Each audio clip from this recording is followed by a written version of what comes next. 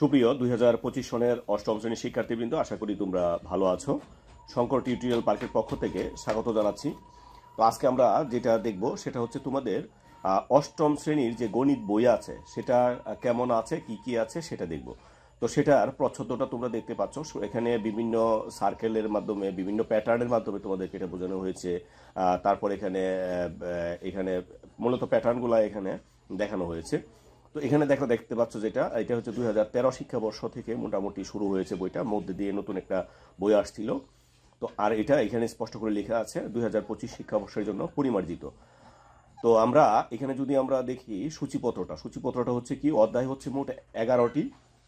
তো প্রথম অধ্যায় হচ্ছে প্যাটার্ন, দ্বিতীয় অধ্যায় হচ্ছে মুনাফা, তৃতীয় অধ্যায় হচ্ছে পরিমাপ, চতুর্থ অধ্যায় হচ্ছে কি বীজগণিতিক সূত্রাবলী ও প্রয়োগ, আর পঞ্চম অধ্যায়টি হচ্ছে বীজগণিতিক ভগ্নাংশ, ষষ্ঠ অধ্যায়টি হচ্ছে সরল সহজ সমীকরণ, আর সপ্তমটি হচ্ছে সেট, অষ্টমটি হচ্ছে কি চতুর্ভুজের বিভিন্ন আলোচনা, নবম অধ্যায়টি হচ্ছে পিথাগোরাসের উপপাদ্য নিয়ে, আর দশম অধ্যায়টি হয়েছে বৃত্ত নিয়ে, আর একাদশ যে অধ্যায়টি আছে সেটি হচ্ছে উপাত্ত তথ্য, যেটা মানে পরিসংখ্যান বলে থাকি। তারপরে উত্তরমালা আছে, পরিশিষ্ট আছে। পরিশিষ্ট বলতে আমাদের হচ্ছে কিছু সংযুক্তি থাকতে পারে। তো প্যাটার্নের মধ্যে কি কি আলোচনা আছে, প্যাটার্নের মধ্যে আমাদের যে শিক্ষার্থীরা আছে বা তোমরা কি কি শিখবা, প্যাটার্ন কি তা বলতে পারবা, আর রৈখিক প্যাটার্ন লিখতে ও বর্ণনা করতে পারবা, বিভিন্ন ধরনের জ্যামিতিক প্যাটার্ন লিখতে পারবা, বর্ণনা করতে পারবা, আরোপিত শর্ত অনুযায়ী সহজ রৈখিক প্যাটার্ন লিখতে পারবা, বর্ণনা করতে পারবা, আর রৈখিক প্যাটার্নকে চলকের মাধ্যমে বীজগণিতীয় রাশিমালায় প্রকাশ করতে পারবা, আর রৈখিক প্যাটার্নের নির্দিষ্টতম সংখ্যা বের করতে পারবা। তো মূলত এই যে প্যাটার্ন নিয়ে বিভিন্ন চিত্রের মাধ্যমে আলোচনা করা হয়েছে। এটা মৌলিক সংখ্যার জন্য একটা প্যাটার্ন তৈরি করা হয়েছে। এখানে বিভিন্ন প্যাটার্নের সম্পর্কে আলোচনা করা হয়েছে, খুবই সহজ, শুধু তোমাদের একটু মনোযোগ দিতে হবে। তো এই প্যাটার্নের অনুশীলনী কি কি আছে আমরা যদি দেখি, এই অনুশীলনীর মধ্যে তোমাদের কি কি কাজ করতে হবে, এটা এমসিকিউ আছে এখানে।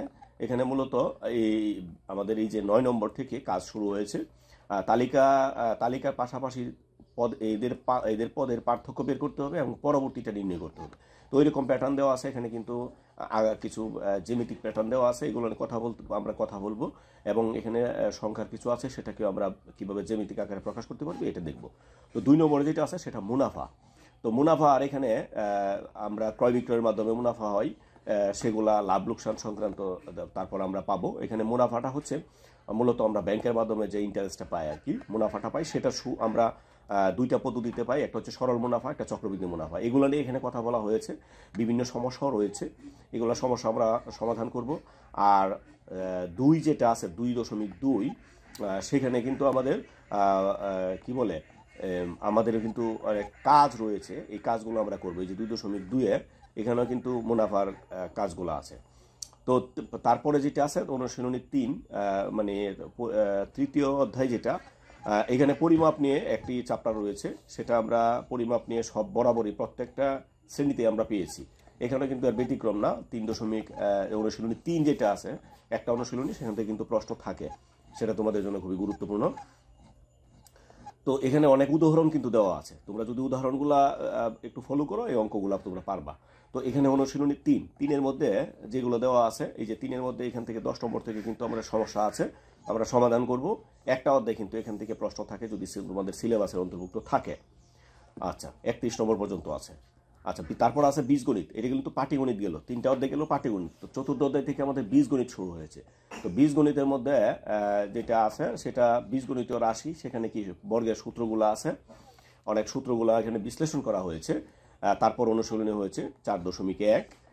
তো আমরা দেখি 4.1-এ অনুশীলনী কি কি আছে। তো এটা হচ্ছে মূলত বর্গের যে অনুশীলনী আছে, বর্গ থেকে আমরা মানে স্কোয়ারের সূত্রগুলো দিয়ে আমরা এগুলো সমস্যার সমাধান করব। আর 4.2-এ যেটি আছে সেটি ঘন, মানে কিউবের সূত্র দ্বারা, এখানে কিউবের সূত্রের অনেক আলোচনা করা হয়েছে। আর আমরা যদি অনুশীলনীটা তোমাদের দেখার চেষ্টা করছি, হ্যাঁ, অনুশীলনীটা হচ্ছে এটা হচ্ছে সূত্রের সাহায্যে রাশিগুলোর ঘন নির্ণয় করো। তার মানে এখানে সব কিউবের সূত্র দিতে হবে। তো কিউবের সূত্রের সাহায্যে এরকম হয়েছে। আর 4.3-এ যেটি রয়েছে সেটা হচ্ছে কি উৎপাদক, সেটা তোমাদের নবম দশম শ্রেণীতেও পাইবা। এই জন্য খুব বি কেয়ারফুল, এখান থেকে যদি তোমরা শিখে যেতে পারো তোমাদের জন্য সহজ হবে। তো উৎপাদকের যে পুরো একটা চ্যাপ্টার রয়েছে 4.3, এখানে কিন্তু আমরা উৎপাদকের নিয়ে কথা বলবো। আর 4.4-এ রয়েছে আমাদের বীজগণিতিক যে লসাগু গসাগু নির্ণয়, সেটা নিয়ে। তো আমরা যদি এই যে 4.4 দেখি অনুশীলনী, সেখানে কিন্তু এই যে এখান থেকে গসাগু নির্ণয় করো, তারপর হচ্ছে কি লসাগু নির্ণয় করো, তারপর এখানে কিছু সৃজনশীল কিছু প্রশ্ন রয়েছে, কাঠামোবদ্ধ প্রশ্ন রয়েছে, এগুলো আমরা দেখব। তারপর এখানে পঞ্চম অধ্যায়ে আছে কি বীজগণিতের ভগ্নাংশ। তো বীজগণিতের যে সকল ভগ্নাংশ আছে এই ভগ্নাংশ নিয়ে এখানে যোগ বিয়োগ গুণ এগুলো করা হয়েছে। তো অনুশীলনীটা আমি যদি দেখানোর চেষ্টা করি তোমাদেরকে, আমি অনুশীলনীতে যাচ্ছি। এই যে 5.1 লঘিষ্ঠ আকারে প্রকাশ করো, সাধারণ হর বিশিষ্ট ভগ্নাংশে প্রকাশ করো, যোগফল নির্ণয় করো, তারপর বিয়োগ ফল নির্ণয় করো, সরল করো। সরল করলের মধ্যে কিন্তু এখানে যোগ বিয়োগ গুণ থাকবে লঘিষ্ঠ আকারে যখন আমরা প্রকাশ করব। তারপর এই যে আলাদা আলাদা করে দেওয়া আছে, আবার ভগ্নাংশের গুণ দেওয়া আছে, আবার ভগ্নাংশের ভাগ দেওয়া আছে। তো আমরা যদি এরপরের অনুশীলনীটা দেখি তাহলে তোমাদের হবে। এই যে 5.2 এটা কিন্তু বলছে সাধারণ হর বিশিষ্ট ভগ্নাংশে প্রকাশ, কোনটা সঠিক হবে, এটা সঠিক উত্তর দেওয়া আছে এখানে এরকম। আর 2 নম্বরে এর গুণফল কোনটা হবে, এটা সঠিক উত্তর। আর 3 নম্বরও এগুলো সঠিক উত্তর, এমসিকিউ দেওয়া আছে। তো আমাদের এখান থেকে প্রশ্ন যেখান থেকে শুরু হয়েছে, এই যে 13 নম্বরে গুণ করো, 14 নম্বরে ভাগ করো প্রথম রাশিকে দ্বিতীয় রাশি দ্বারা, 15 নম্বরে সরল করো, মানে গুণ ভাগ একসাথে থাকবে, আর 16 নম্বরেও এখানে যোগ বিয়োগ, এখানে মানে গুণ ভাগ এখানে আছে। তারপর এখানে কাঠামোবদ্ধ কিছু প্রশ্ন বা সৃজনশীল কিছু প্রশ্ন রয়েছে। আর ষষ্ঠ অধ্যায়ে যেটা সরলের কিছু সমস্যা রয়েছে, এই সরলের সমস্যা আমরা সমাধান করব। আমি যদি অনুশীলনী তোমাদেরকে দেখাতে চাই তাহলে অনুশীলনী তোমরা দেখতে পারবা। এই যে অনুশীলনী, প্রতিস্থাপন পদ্ধতিতে সমাধান, অপনয়ন পদ্ধতিতে সমাধান। তোমাদের পরীক্ষায় কিন্তু এটা মানে খুব চিন্তা করে দিতে হবে যে কোন পদ্ধতি চেয়েছে। আর যদি কোনো পদ্ধতিতে না চাই তাহলে তোমার যে পদ্ধতিটা সহজ মনে হয় এই পদ্ধতি তোমরা সমাধান করবা, ঠিক আছে। এটা হচ্ছে তারপরের যে অনুশীলনীটা রয়েছে সেটা হচ্ছে ডাকের অঙ্ককে আমরা মানে গ্রাফের দিয়ে আমরা কিভাবে সমাধান করব। তো এই গ্রাফ এখানে দিয়ে আমরা কিভাবে সমাধান করবো, এই ডাকের অঙ্কগুলো এই যে লেখচিত্রের সাহায্যে সমাধান করো। আর এর আগের যে সমস্যার সমাধান আছে আমরা যে কোনো একটা পদ্ধতিতে করলে হবে, তবে যদি লেখচিত্র উল্লেখ থাকে তাহলে আমরা লেখচিত্রের মাধ্যমে করতে হবে। তো এটা ছিল মোটামুটি। আর তারপর সপ্তম অধ্যায় যেটা আছে সেটা হচ্ছে সেটের। তো সেটের সম্পর্কে আমাদের এখানে ধারণা আছে। আমরা এখান থেকে সেট কি জানতে পারবো, সেট কত প্রকার জানতে পারবো, সেট গঠন কিভাবে করি সেটা জানতে পারবো, ভ্যানচিত্রের মাধ্যমে আমরা কিভাবে সেটকে প্রকাশ করব সেটা জানতে পারবো। তো এই বিভিন্ন সেট সম্পর্কে কিন্তু আমরা এখানে একটা ব্যাপক ধারণা আমরা পাবো। হ্যাঁ, তো এখানে এমসিকিউ এই যে এখান থেকে মূলত শুরু হয়েছে 16 থেকে তালিকা পদ্ধতিতে সেট গঠন, তারপর গঠন পদ্ধতিতে সেট গঠন, সেটের বিভিন্ন সমাধান, ভ্যানচিত্রের মাধ্যমে কিভাবে প্রকাশ করব, এগুলো নিয়ে আমাদের এখানে হয়েছে, আলোচনা করা হয়েছে। আর অষ্টম অধ্যায়ে রয়েছে চতুর্ভুজের বিভিন্ন সম্পাদ্য, উপপাদ্য, এগুলো নিয়ে আলোচনা করা হয়েছে। তো আমরা এগুলো আস্তে আস্তে যদি আমার সাথেই থাকো তোমরা তাহলে এগুলোর সমাধান কিন্তু তোমরা পেয়ে যাবে।